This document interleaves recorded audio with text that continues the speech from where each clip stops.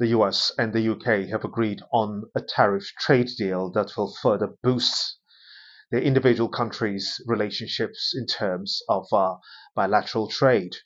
The UK Prime Minister, Mr. Summers, as well as the US President Donald Trump, have been speaking just over an hour ago about this newfound deal, which they say has been able to be crystallized, having seen successive governments unable to do so. But they are both indeed glad that this is able to come through at this time. The US President Donald Trump made categorical statements saying that steel is going to be very central in terms of developing its capacity in terms of military hardware, as well as other construction endeavors for the two countries. The UK Prime Minister is very optimistic, saying that both negotiators from both countries have done an exceptional job.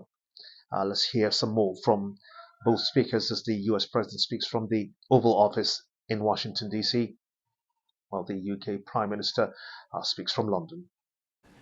In addition, the UK will reduce or eliminate numerous non-tariff barriers that unfairly discriminated against American products, but this is now turning out, I think, really to be a great deal for both countries because it'll be really great for the UK also. So they're opening up the country. Their country is a little closed, and we appreciate that. They'll also be fast-tracking American goods through their customs process, so our exports go to a very, very quick form of approval, and there won't be any red tape. Things are going to move very quickly both ways. The final details are being written up in the coming weeks. We'll have it all very conclusive, but the actual deal is a very conclusive one. We think just about everything's been approved. So good for both countries, and we'll also receive new market access for American chemicals, machinery, and many other industrial products that weren't allowed, and they'll end up getting products that they'll be able to price, and if they like them better and we make great products, they'll be buying those products, but they were not available in the UK. Furthermore, in a historic step, the deal includes plans that will bring the United Kingdom into the economic security alignment with the United States. That's the first of its kind. So we have a big economic security blanket, and that's very important, and we feel very, very comfortable with that because it's been a great ally, truly one of our great allies. I mean, a lot of people say our greatest ally. I don't want to insult people by saying that, but I can say it's certainly one of our greatest, and right at the top, and they're the first one we're talking about. And by the way, we have many meetings planned today and tomorrow, and every country wants to be making deals. And we have a meeting, as you know, Scott will be going over to Switzerland on Saturday, and that'll be very, very interesting. We'll find out, but I think they want to make a deal very badly too. Both countries have agreed that the economic security is national security and will be working together as allies to ensure that we have a strong industrial base, appropriate export controls, and protections for key technologies and industries like steel. Steel is a big factor. Both countries will become stronger with steel and things necessary for military. You know, we used to build ships and other things literally at a level that nobody's ever seen, and we haven't, we've eased up, and I would say that the UK certainly eased up, but now we're going to be uneasing both, and we work together. Once again, I want to thank Prime Minister Starmer. He's been terrific for his partnership in this matter. The special relationship and external bond, it's really an external and an internal bond between our two countries will soon be stronger than ever before, and we really do. We have a great relationship. I want to just say that the representatives of UK have been so professional, and it's been an honor doing business with all of them, and in particular the Prime Minister. And I'd like to introduce him now to say a few words. Mr. Prime Minister, please take it away. Thank you, Mr. President, Donald. And this is a really fantastic, historic day in which we can announce this deal between our two great countries. And I think it's a real tribute to the history that we have of working so closely together.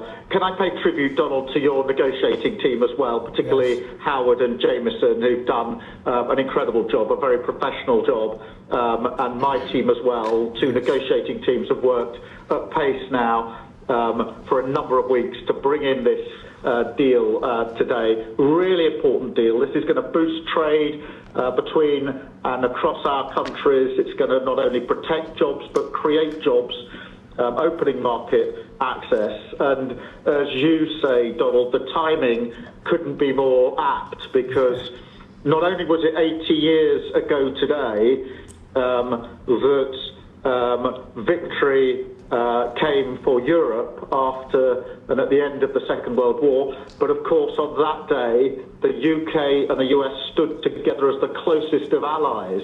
And Donald, I think even down to the hour, because you may or may not know that it was about this time of day, exactly 80 years ago, that Winston Churchill announced victory in Europe, and that led to great celebrations across Europe, across America, but particularly in the United Kingdom. Literally people going out into the street, putting bunting up, going up to the palace. And so to be able to announce this great deal on the same day, 80 years... This great deal on the same day, 80 years forward, almost at the same hour, and as we were 80 years ago, with the UK and the US standing side by side, I think is incredibly important and makes this truly historic.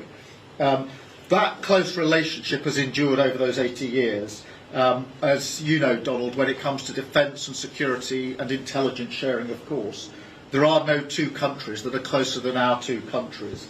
And now we take this into new and important territory by adding trade and the economy to the closeness of our relationship. It is built, as you say, on those notions of fairness and reciprocal arrangements. We've always had a fair and balanced arrangement between our countries. This builds on that, hugely important for sectors like car manufacturing and for steel and aluminium and so many others.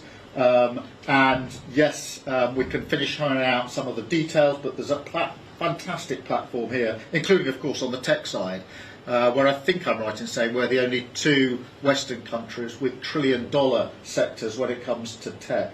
And in the end, it comes down to, as you say, Donald, economic security is national security. On national security, we've been absolutely the closest of allies for so many years, keeping the peace through that close alliance, that friendship.